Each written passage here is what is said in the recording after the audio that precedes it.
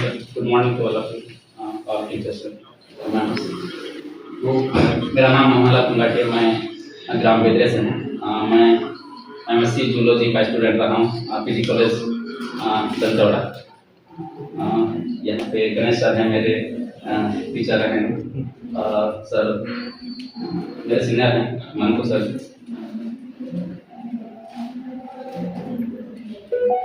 तो इसके बारे में जो है ना, सबसे पहले मतलब ये मॉडल बनाने के लिए हमारे जो बीजापुर जिले के आदिवासी समाज के, जो मुरिया समाज के जो अध्यक्ष हैं श्री कुमार सिंह मजी जी, उन्होंने बोला था कि ये मॉडल बनाना है। तो उनके थ्रू मैं बना के आज यहाँ पे आप लोगों के समक्ष प्रेजेंटेशन ले आ रहे हैं। मृतक स्तंभ इंग्लिश में मेमोरी पिलर्स बोलते हैं। लगभग आप सभी को पता ही होगा कि किसी की मृत्यु होने के बाद उनके यादगार में एक पत्थर मतलब गाड़ा जाता है, जिसको मृतक स्तंभ या फिर स्मारक हम कहते हैं। तो उसी का मॉडल है आपको समझ। तो सबसे पहले आप लोग देख रहे हैं जो ब्लैक कलर में जितना भी दिख रहा है, ये पुराने समय बहुत पहले समय हमारे लोग हमारे पूर्वज हैं उस समय, ये जो ब्लैक कलर में दिख रहा है ये सिंपल जैसे पहाड़ हो गया, नदी नालों से खोज काज के एक लंबा सा खंभे टाइप का पत्थर को खोज के ले आके इसको मृतक स्तंभ के रूप में गाड़ा करते हैं, मतलब आज भी करते हैं। बट इसमें कुछ आप लोग को कुछ बड़े पत्थर दिख रहे होंगे, कुछ छोटे। तो इसमें एक आप लोगों को दिख रहा होगा बड़ा सा, जैसे एक गांव का जैसे पटेल हो गया, मुखिया टाइप का, पुजारी हो गया या फिर सरपंच इस टाइप के। तो बड़े जो जब खत्म होते हैं उनके नाम पे जो है ना मतलब बड़ा पत्थर मेमोरी पिलर लगाते हैं। और कुछ छोटे दिख रहे हैं यहाँ पे, जैसे छोटे होते हैं उनका मतलब छोटा जो है ना, जैसे छोटे बच्चे जब खत्म होते हैं उनके यादगार में लगाते हैं।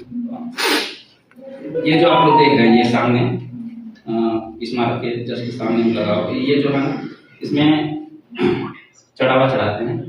ये भी जो है ना पत्थर कहीं लगाते हैं, इसमें चढ़ावा चढ़ाते हैं।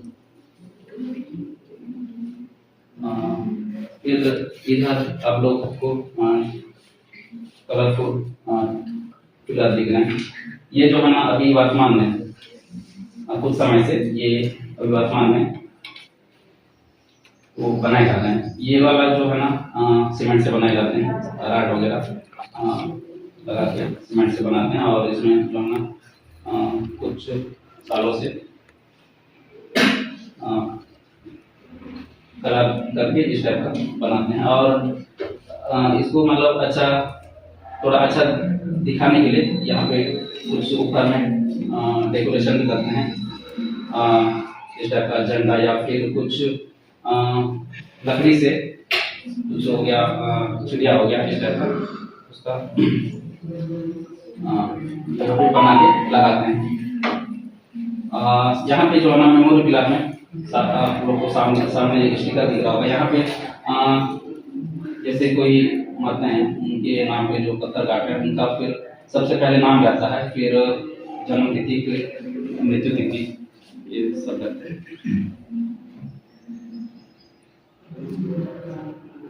तो जैसे कोई सैनिक हो गया या फिर कोई बड़े, उनका मतलब पद नाम भी लिखा जा सकता है इसमें।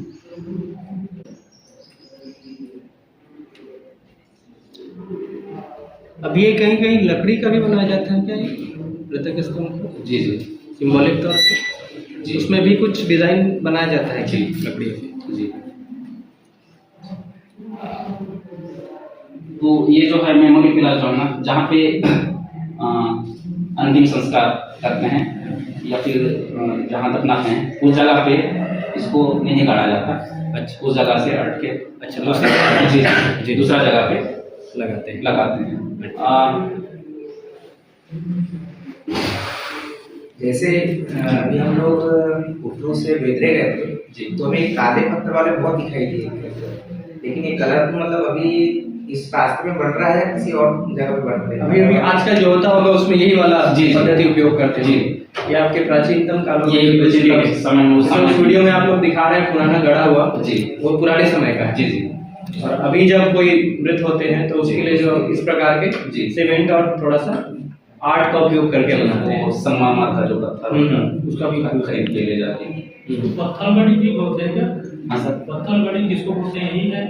नहीं सर, पत्थरगढ़ी एक्चुअल में बात का शब्द है जिसमें हम लोग संविधान के प्रावधानों को वहाँ पर अंकित करके रखते हैं। जैसे सीमा रेखा रहेगा, जैसे गाँव में प्रवेश करके, जैसे ये बस्तर में 5वें अनुसूचित क्षेत्र है, इस क्षेत्र में कौन कौन सा संविधान का प्रावधान लागू होता है। जैसे संविधान में ये है कि हम कहीं भी घूम सकते हैं, लेकिन अगर आप 5वें अनुसूची के प्रावधानों की ओर जाएंगे तो किसी भी गाँव में घुसने से पहले आप ग्राम सभा से आपको परमिशन लेना पड़ेगा। आप कोई भी व्यवसायिक काम करने आएंगे तो आपको गाँव से परमिशन लेना पड़ेगा।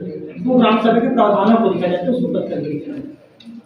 जो गांव के गाँव सीमा या गाँव से आपको रख सकते हैं। वो आप जाओगे तो बस्तर में दिलमिली के पास आपको राइट साइड में दिखेगा, जिसमें 5वें अनुसूचित क्षेत्र, उसमें 244 एक आपका 13(3) का जो संविधान के प्रावधान है, जिसको हम लोग रूढ़ी एवं प्रथा के नाम से जानते हैं, उस चीज को वहाँ पर वर्णन किया गया।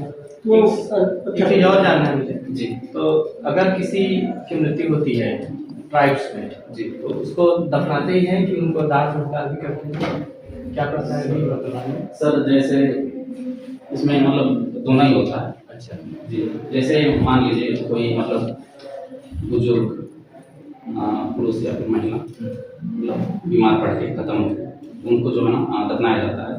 जो जैसे कुछ लोग होते हैं सुसाइड करते हैं, ऐसे लोग उनको जला सकते। जी।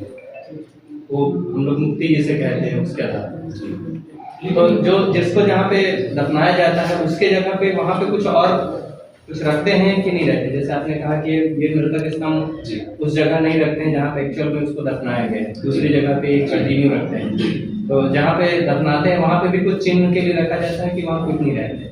सर वहाँ पे जैसे हमारे तरफ क्या होता है जी। मतलब उस मैदानी क्षेत्र में जी। एक प्रकार पर्टिकुलर एरिया होता है, शमशान घाट कहते हैं। जी।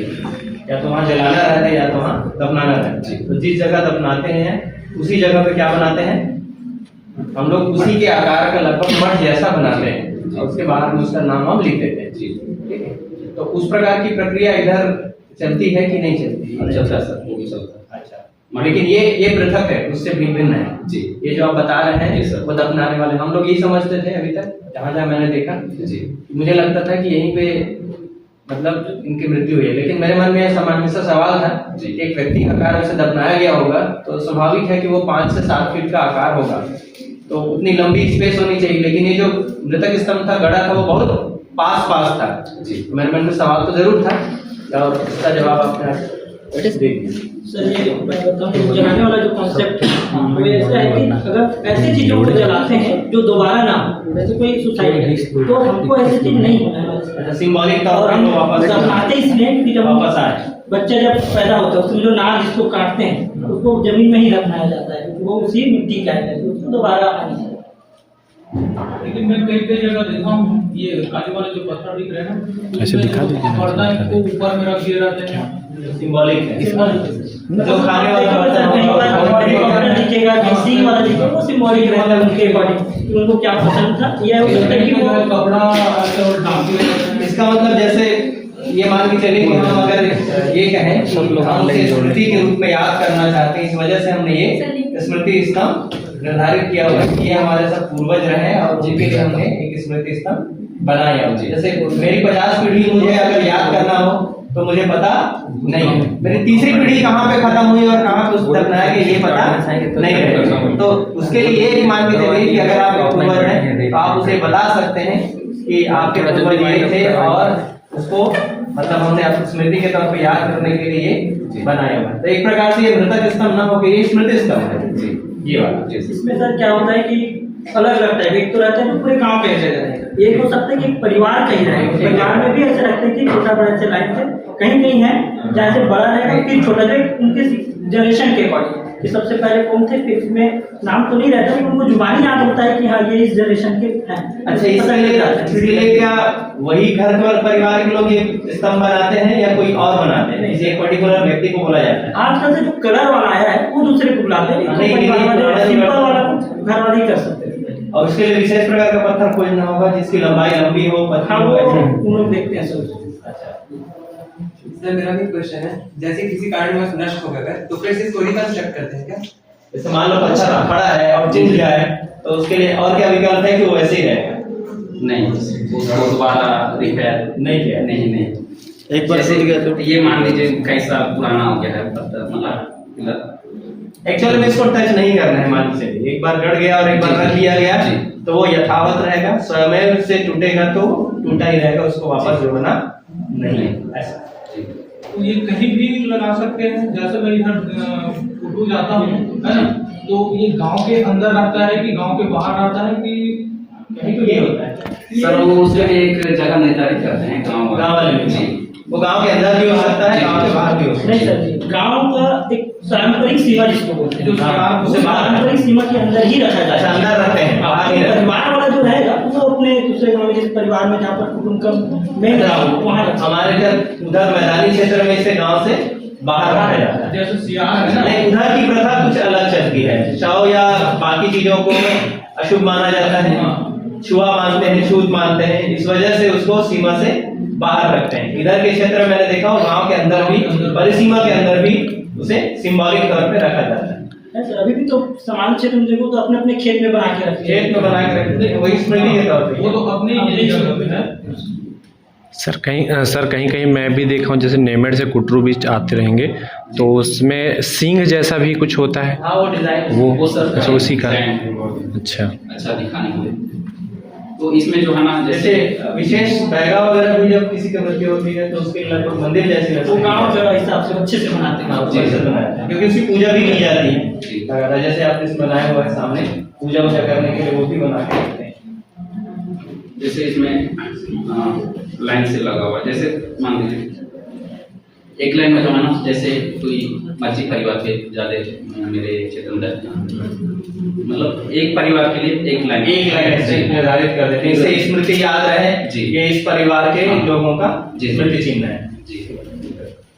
फिर सर मैं उस दिन मेरे ग्राम प्रमुख से पूछा था कि मुझे पता चला कि जैसे अगर ये पत्थर अगर ये स्मृति ये पिलर अगर नहीं लगाएंगे तो उनका जो है ना आत्मा मतलब भटकता रहता है कि जी समूह में रहेंगे इसमें, जी ऐसा मतलब जब तक ये उनके नाम पे पिलर जब तक नहीं गाड़ेंगे कि ऐसा मानते हैं कि मतलब जो उनका जो आत्मा जो है ना ऐसे भटकेगा जी। तो जब पत्थर पिलर लगाएंगे तो ऐसा माना जाता तो है, श्रद्धा के साथ लगाते हैं कि उसकी आत्मा यहाँ पे जी जी स्थिर है जी परिवार के साथ। जी। तो यही था आज का